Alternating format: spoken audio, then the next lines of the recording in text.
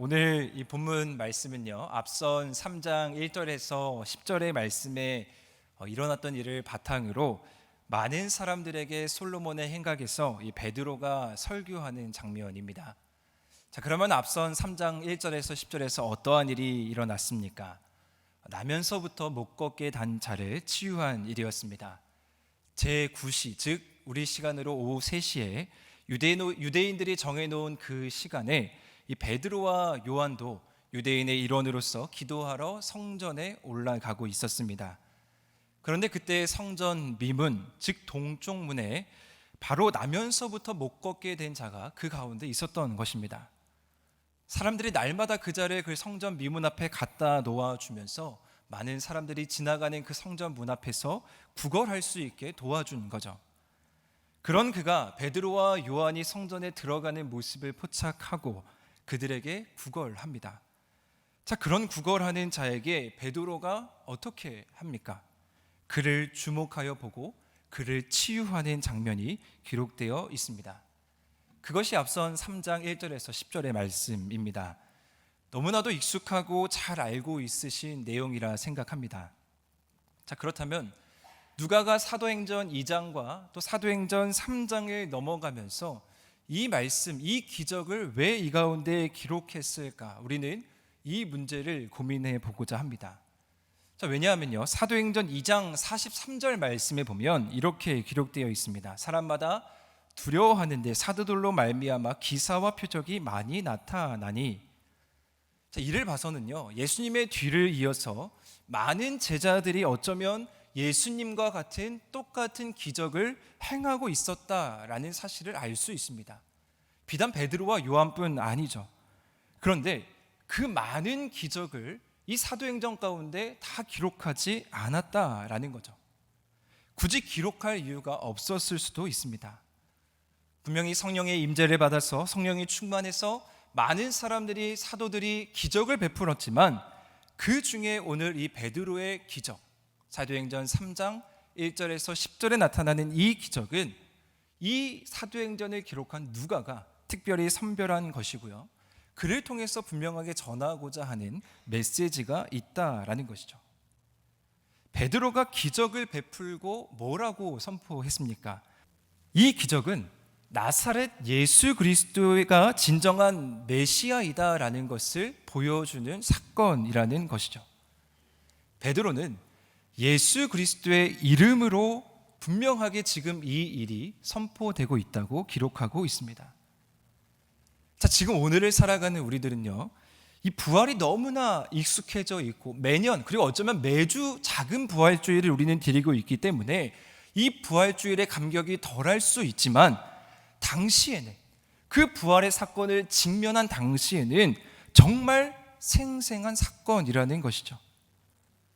사복음서가 마치고 예수님의 존재가 죽음으로 사라지고 십자가의 사건으로 끝나는 것이 아니라 많은 이들 앞에 다시 나타나셔서 부활하신 예수님이 어떠한 분이신지를 정확하게 알려주고 있는 것이 오늘 사도행전 3장의 베드로의 기적입니다. 이전에 따르던 나사렛 예수 그리스도가 십자가에서 죽으신 것이 아니라 하나님의 말씀대로 다시 부활하셔서 하나님 우편에 앉아 계시고 지금 이 기적을 일으키는 본인이시다라는 겁니다. 이사야 35장 6절 말씀에 보면 이렇게 기록되어 있습니다. 그때의 저는 자는 사슴같이 뛸 것이며 말 못하는 자의 혀는 노래하리니 이는 광야에서 물이 솟겠고 사막에서 시내가 흐를 것임이라. 이사야 선지자는요, 그때 부활의 때, 마지막 때 저는 자는 사슴같이 뛰게 될 것이다 라고 말합니다. 이제 메시아를 간절히 기다리는 이 이사야서의 말씀이 누가는 이 베드로의 기적을 통해서 성취되었다, 완성되었다라고 보는 것이죠. 앞서 2장에서는 오순절 성령이 임한 베드로의 설교를 통해서 그 메시지, 복음의 메시지가 전해졌다면, 이제 3장에서 이 치유의 기적, 이 치유의 사건은 그 메시지가 가진 능력이 무엇인지를 분명하게 많은 사람들에게 보여주고 있는 것입니다. 자, 그러면 우리가 이 말씀 가운데 주목해야 하는 것은 무엇이겠습니까? 우리는 이 기적 사건을 접하게 되면요, 자연스럽게 이 기적을 일으킨 베드로에게 주목하곤 합니다. 당연한 일일 수밖에 없겠죠. 비록 예수님을 배신했지만 다시 부활하신 예수님이 그를 찾아오셔서 그를 완전하게 용서해 주시고 다시 만나 주셔서 내가 나를 사랑하느냐, 내가 나를 사랑하느냐, 내가 나를 사랑하느냐라고 물으시고 내 양을 먹이라 라고 말씀하신 그 능력이 베드로에게 있었기 때문에, 또한 오순절 마가의 다락방에서 성령의 임재가 베드로에게 있었기 때문에 베드로는 이런 기적을 베풀 수 있었다라고 생각합니다. 그리고요, 마치 우리 삶 가운데 이러한 기적이 일어나지 않거나 또한 그러한 능력이 나타나지 않는다면 우리는 실망하곤 하죠. 나는 베드로와 같은 능력이 없구나, 나는 그런 특별한 경험을 하지 않았기 때문에 이런 기적, 이런 표적이 나타나지 않는구나. 과연 베드로를 부각시키기 위해서 오늘 본문에 이 메시지를 기록한 것일까요? 베드로의 우월감을 나타내려고 하는 메시지는 결코 아닐 것입니다. 베드로의 우월감은요, 사복음서를 읽어보면 충분하게 기록되어 있습니다. 오늘 말씀은 기적을 일으킨 자가 누구냐, 기적을 일으킨 그 베드로, 그거에 대해서 주목하는 것이 아닙니다. 중요한 것은요, 변화된 베드로의 태도입니다. 베드로가 담대하게 이 복음을 전했다라는 것에 우리는 주목해야 합니다. 베드로가 특별해서, 베드로가 선택받아서 그렇게 그것에 주목하는 것이 아니라 베드로가 담대하게 나사렛 예수 그리스도의 이름을 선포했다라는 것을 우리는 기억해야 되는 것이죠. 사랑하는 우리 하늘의 성도 여러분, 부활의 이 담대함과 확신을 가지시기를 축복합니다. 어차피요, 기적은 우리가 일으킬 수 있는 것이 아닙니다. 어차피 기적은 하나님께서 일으키시는 것이죠. 우리가 할 수 있는 영역이 애초부터 아니라는 것이죠. 사람의 능력으로 될 수 있는 것 아닙니다. 자, 그러나 우리가 나사렛 예수 그리스도의 이름의 능력에 의지할 때 그 부활하신 예수님께서는 모든 것을 가능하게 하십니다. 이 사실을 믿고 담대하게 선포해야 하는 것이죠. 따라서 우리가 주목해야 하는 것은요, 기적이 나타나는 그 곳곳에는 예수 그리스도의 이름이 선포되었다라는 사실입니다. 실패하고 또 넘어지고 또 배반하고 깨달았던 베드로가 깨달았던 사실은 무엇이냐? 바로 이것입니다. 그가 부활하신 예수님을 만났을 때 철저하게 무너지고 나서 무엇을 깨달았겠습니까? 앞서도 제가 잠깐 언급해 드렸는데요, 이 사복음서를 읽어보시면 베드로는 소위 가장 튀는 제자였죠. 어떻게 보면 가장 으뜸가는 제자라고도 평하고 어떻게 보면 수제자라고도 일컫기도 합니다. 항상 보면요, 나서기를 좋아하는 사람이 베드로였고요, 또 어떻게 보면 용기가 있는 말과 행동을 실천했던 인물이 베드로였습니다. 항상 그 제자들 중에서 앞장서서 몸소 실천해 보였기 때문이죠. 자, 그런데 예수님의 죽음 앞에서 이 베드로 어떻게 했습니까? 어쩌면 그 성격대로 화끈하게 뒤도 안 돌아보고 단호히 예수님을 버리고 떠났습니다. 자, 그런 베드로가 깨달은 것이 무엇이겠습니까? 닭이 우는 소리가 들릴 때, 다시 물고기를 잡고 깊은 바다로 나아갈 때, 숯불 사이에서 피어오를 때, 같이 조반을 먹을 때 베드로는 철저하게 무너지고 또 무너졌을 것입니다. 자, 그리고 나서 베드로가 깨달은 한 가지 사실, 하나님, 예수님, 나는 주님 앞에서 아무것도 아닙니다. 오직 부활의 주님만이 모든 것을 가능하게 하십니다.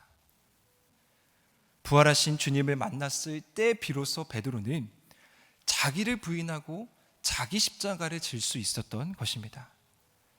그렇기 때문에 베드로의 태도는 이전과는 완전히 달라지게 되는 것이죠.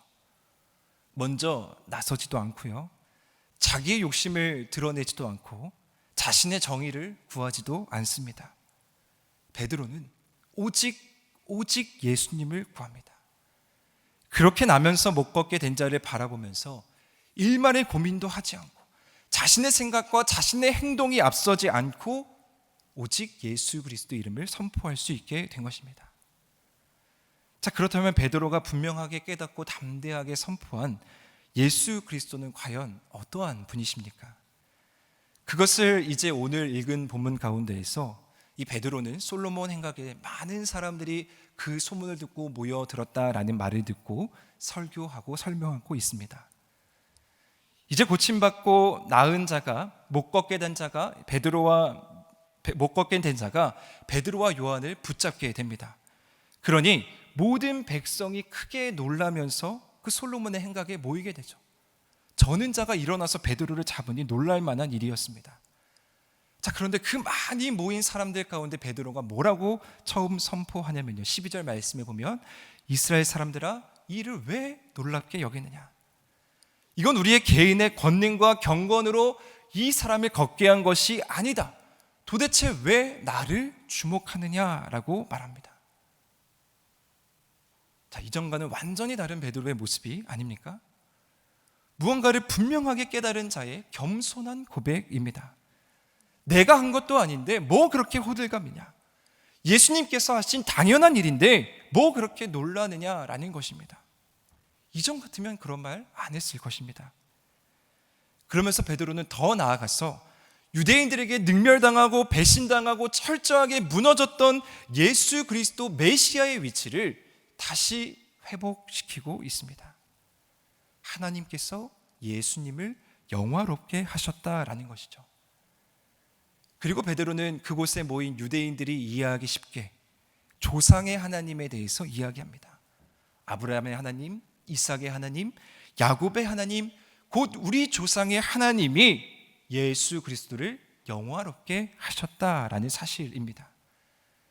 비록 십자가에서 고난받으셨지만, 비록 십자가에서 죽으셨지만 우리 조상의 하나님께서 죽음에서 건지시고 부활시키셨다라는 사실을 분명하게 말하고 있습니다.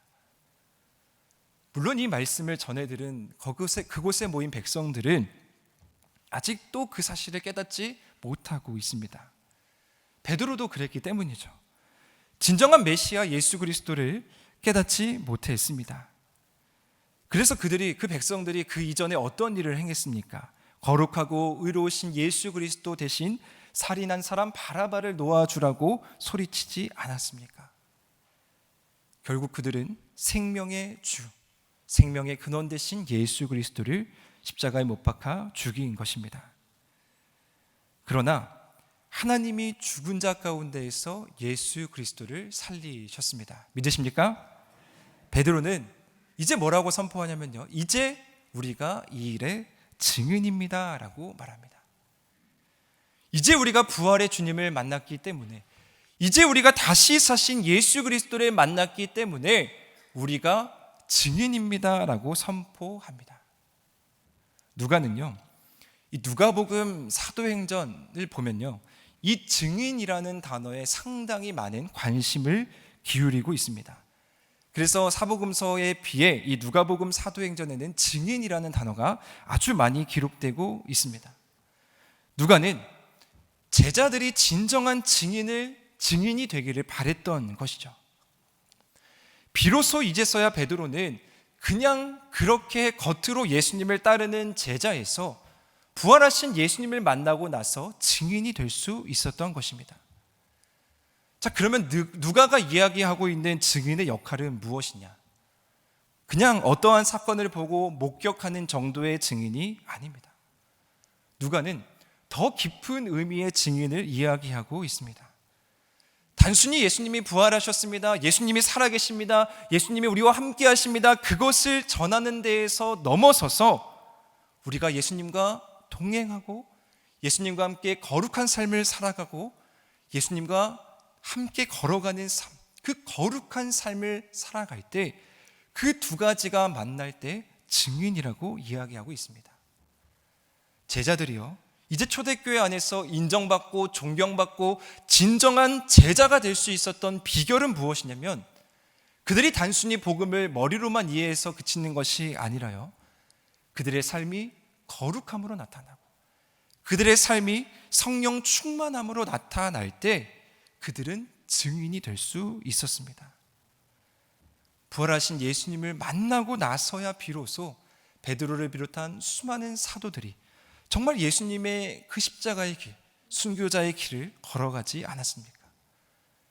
예수 그리스도의 길을 묵상하며 또 다듬고 거룩하고 거룩하게 그 길을 걸어갈 수 있었던 것입니다. 누구보다 극적인 변화의 삶을 경험한 바울은 이 증인된 삶에 대해서 뭐라고 얘기하고 있냐면요, 골로새서 1장 10절 말씀에 이렇게 기록되어 있습니다. 우리 함께 읽어보겠습니다. 시작.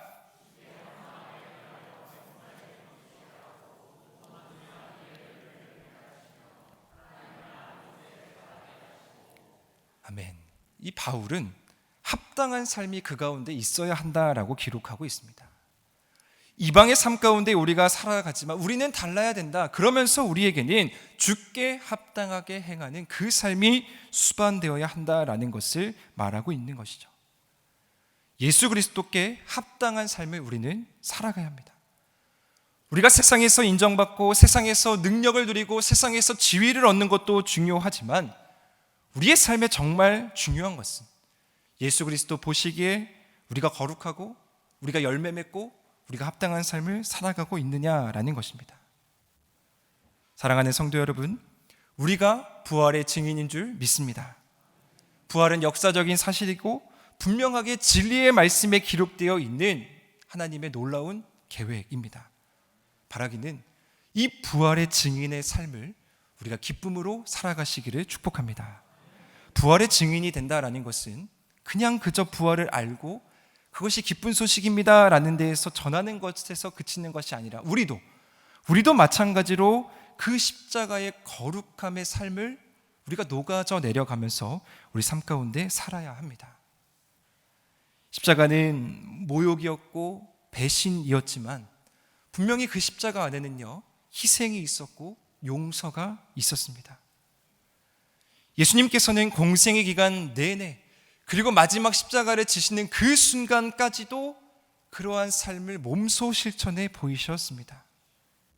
이제 그러한 모습이, 희생의 모습이, 또 때로는 용서의 모습이, 또 사랑의 모습이 증인된 우리 삶 가운데 있어야 하지 않겠습니까? 그리고 베드로는 이제 마지막으로 이렇게 선포합니다. 16절 말씀인데 우리 한 번 더 다시 다 같이 읽어보겠습니다. 시작.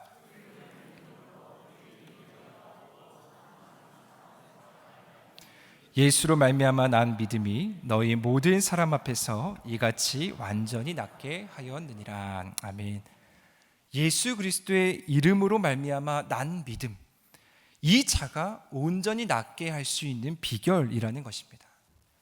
이 이름이라는 것은요, 그 사람 자체를 의미합니다. 그냥 예수님 주문을 외우듯이 외우는 그런 이름이 아니라 오늘 베드로가 선포한 예수 그리스도의 이름은 예수 그리스도 그 자체, 그 존재 자체입니다. 베드로의 믿음이 훌륭해서, 요한의 믿음이 훌륭해서 사도들이 특별한 경험을 해서가 아니라 예수 그리스도로 말미암은 그 믿음 그 자체에 하나님의 능력이 있다라는 것입니다. 그분의 이름으로 말미암아 난 이름, 즉 예수 그리스도의 믿음이 이 모든 것을 가능하게 했습니다. 베드로가 선포하고자 했던 메시지는 이것입니다. 그래서 많은 사람들이 회개하고 다시 주님 앞에 돌아오기를 바랬던 것이죠. 걷지 못한 자를 구원하고 걷지 못한 자를 걷게 할 수 있는 유일한 힘은 바로 예수 그리스도의 이름입니다. 바라기는 2024년 우리가 이 부활주의를 보내면서 우리 삶을 되돌아보면서 우리 삶 가운데 이 예수 그리스도의 이름의 능력이 더욱더 많이 선포되기를 축복합니다. 혹시 우리 삶 가운데 메말랐던 곳이 있습니까?